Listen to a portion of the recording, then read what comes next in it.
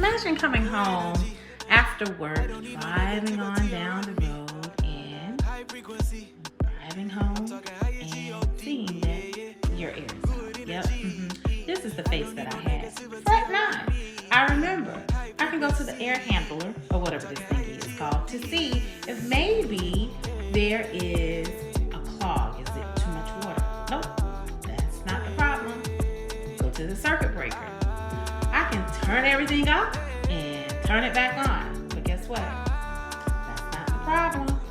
So then I remember, go outside to this thingy here. I know the AC technician said that sometimes my fan outside collects lots of ants into this black thingy here. And yep, sure enough, the ants were there. But unfortunately, the fan did not come back on.